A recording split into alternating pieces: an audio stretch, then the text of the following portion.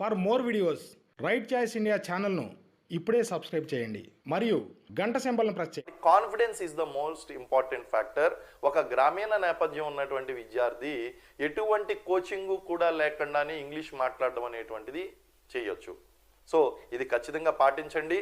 కానీ ఏదైనా ప్రారంభించినప్పుడు ఖచ్చితంగా దాని యొక్క అంతు చూసేంత వరకు కూడా వదలకూడదు. కాబట్టి మీరు ఖచ్చితంగా దాన్ని ఒకటి ఏదన్నా ప్రారంభించారంటే లక్ష్యాన్ని చేరుకునే వరకు కొనసాగించండి. మధ్యలో ఆపేస్తే కనుక మీ లక్ష్యాన్ని చేరుకోరు. దానివల్ల మీ కాన్ఫిడెన్స్ కూడా పోతుంది, మీ లక్ష్యాన్ని కూడా చేరుకోలేరు. కాబట్టి నేను చెప్పినటువంటి టెక్నిక్స్ని పాటిస్తూ మీరు ముందుకు వెళ్ళండి, ఖచ్చితంగా సక్సెస్ పొందుతారు.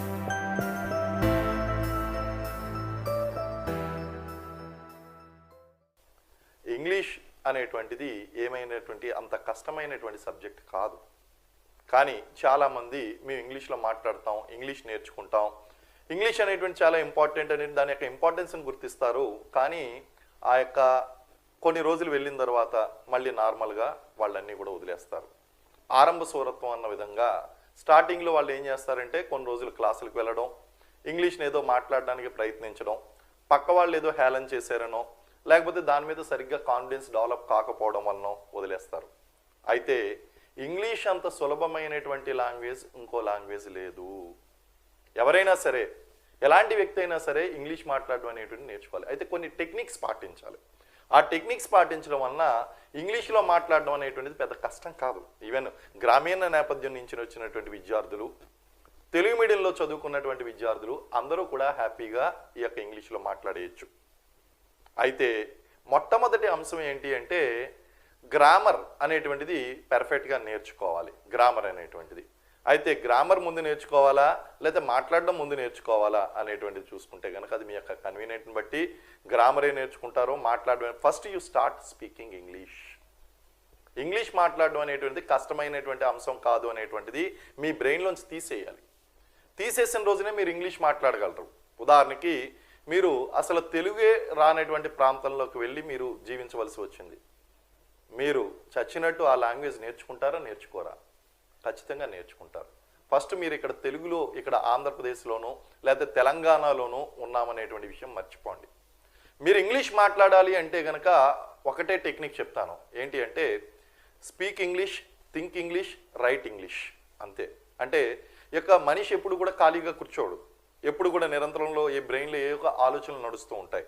ఆ ఆలోచనలు కూడా ఇంగ్లీష్లోనే చేయాలి. థింక్ ఇంగ్లీష్ అంటాను నేను. ఏమంటానంటే థింక్ ఇంగ్లీష్ అంటే when you want to learn English, eat English, speak English, learn English, breathe English. అంటే వీటిని మీరు దృష్టిలో పెట్టుకోవాలి. అంటే ఒక ఏదైనా కమ్యూనికేట్ చేసినప్పుడు ప్రతి చిన్న పదానికి దీన్ని ఇంగ్లీష్లో ఏమంటారు అనేటువంటి విషయం తెలుసుకోవాలి.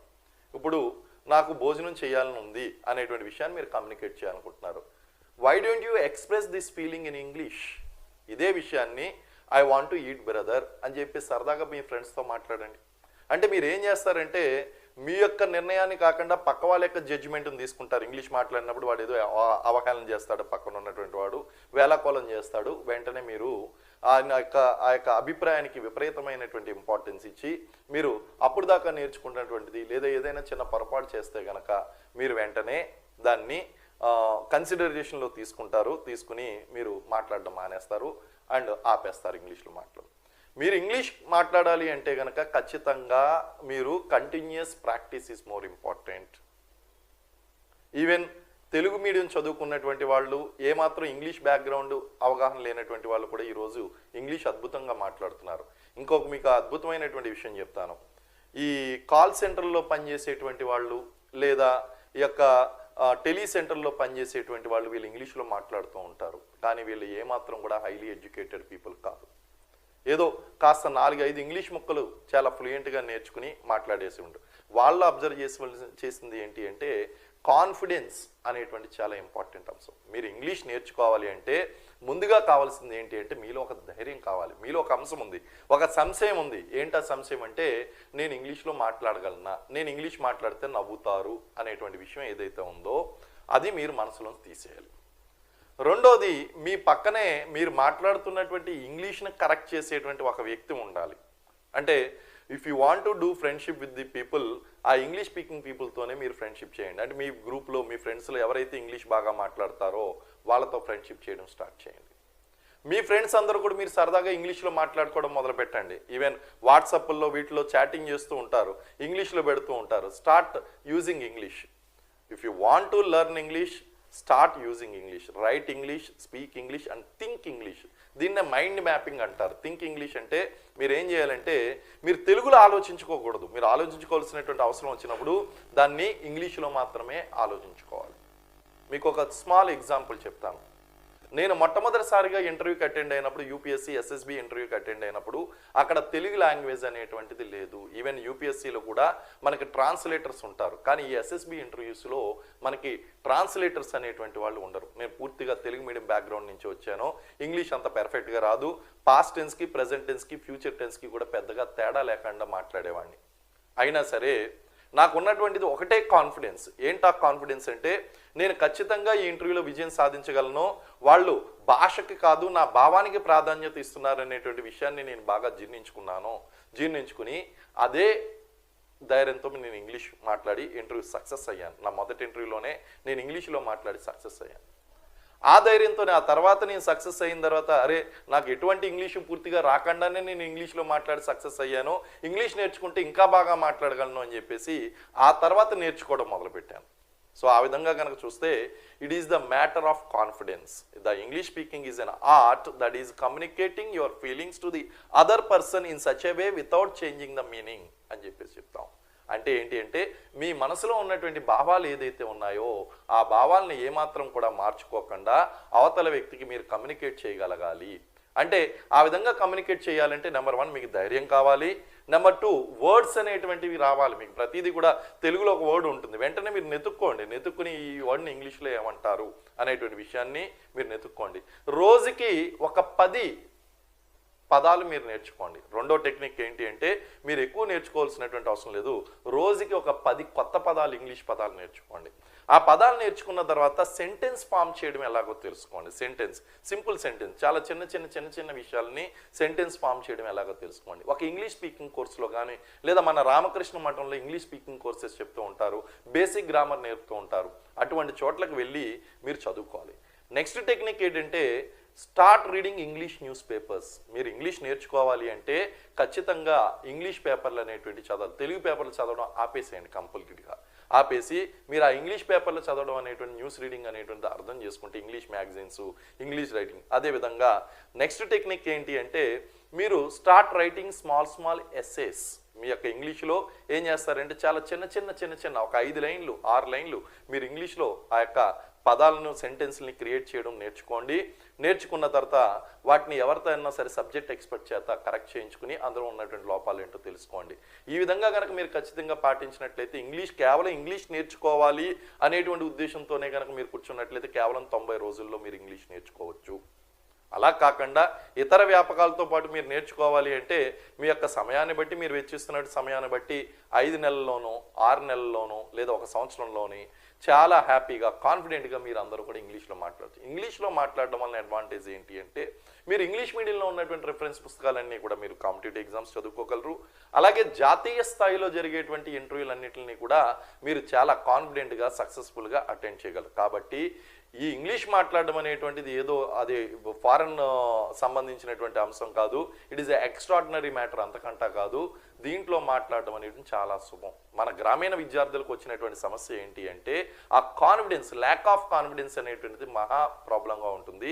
కాబట్టి నెమ్మదిగా కాన్ఫిడెన్స్ అనేటువంటి బిల్డప్ చేసుకోండి, పదాలు వొకాబులరీ అనేటువంటిది పెంచుకోండి, అండ్ నెమ్మదిగా ఆ యొక్క స్టార్ట్ థింకింగ్ ఇన్ ఇంగ్లీష్ అనేటువంటిది అలవాటు చేసుకోండి. Mind mapping, start reading news papers and start writing small essays and join some English speaking course ఆ రామకృష్ణ మఠంలో ఉండేటువంటి ఆ యొక్క జనరల్ ఫ్రీ ఇంగ్లీష్ క్లాసెస్ ఏదైతే ఉన్నాయో వాటికి అటెండ్ కండి. అండ్ పర్ఫెక్ట్ గ్రామర్ నేర్చుకుంటూ కనుక మీరు మాట్లాడినట్లయితే definitely you will become fluent in English. అలాగే మనకి సెల్ఫ్ లెర్నింగ్లో కూడా ఇంగ్లీష్ నేర్చుకోవడం చాలా ఈజీ. సెల్ఫ్ లెర్నింగ్లో ఎలాగా అంటే ఈ రెపిడెక్స్ ఇంగ్లీష్ స్పీకింగ్ కోర్సులని, లేకపోతే ఈవెన్ గూగుల్లో కూడా చూసుకుంటే కనుక Telugu to English, English to Telugu, ఇలాంటి పదాలు, డిక్షనరీ ఒకటి దగ్గరగా పెట్టుకుని రోజుకి 10 పదాలు నేర్చుకోండి, ఎక్కువ నేర్చుకోకండి. సెల్ఫ్ లెర్నింగ్ ప్రాసెస్లో ఒక 10 పదాలు నేర్చుకుంటే సరిపోతుంది. అలాగే ఇంకా సెల్ఫ్ లెర్నింగ్లో కనుక చూసుకుంటే ఈరోజు ప్రతిదీ కూడా ఆన్లైన్ కోచింగ్ అయిపోయిందండి. How to speak in English, what is the English speaking course అని యూట్యూబ్లో కొట్టండి, మీకు 100 కోర్సులు వస్తాయి. నెమ్మదిగా దాన్ని మనసా వాచ కర్మేనా మీరు ఫాలో అవుతూ వాటిని కనుక నేర్చుకున్నట్లయితే యూట్యూబ్లో కూడా మీరు ఈ క్లాసెస్ అనేటువంటి నేర్చుకోవచ్చు, ఆన్లైన్ క్లాసెస్ నేర్చుకోవచ్చు, అలాగే స్వతహాగా కూడా నేర్చుకోవచ్చు. పక్కన మాత్రం మీరు ఎప్పుడు కూడా ఆ గ్రూప్ని మెయింటైన్ చేస్తున్నప్పుడు ఆ గ్రూప్లో అందరూ కూడా మీరు ఇంగ్లీష్లో మాట్లాడడం అనేటువంటి చూసుకోండి. అండ్ ఆ గ్రూప్లో ఖచ్చితంగా ఇంగ్లీష్ బాగా మాట్లాడేటువంటి ఒక వ్యక్తి కనుక ఉంటే కనుక ఇంకా చాలా త్వరగా కూడా నేర్చుకునేటువంటి అవకాశం ఉంది. ఆ విధంగా సెల్ఫ్ లెర్నింగ్ ద్వారా ఖచ్చితంగా కోచింగ్ వెళ్ళాలి అనేటువంటి అవసరం కూడా లేదు. సెల్ఫ్ లెర్నింగ్ ద్వారా మీరు ఆ డిక్షనరీని దగ్గర పెట్టుకోవడం, అలాగే ఆన్లైన్ క్లాసెస్ అనేటువంటివి ఇక్కడ యూట్యూబ్లోనూ మరియు ఇతర క్లాసుల్లోనూ కూడా ఆన్లైన్ క్లాసెస్లో వాటిని ఫ్రీ క్లాసెస్ అవన్నీ కూడా ఉంటాయి, వాటిని నేర్చుకోవడం.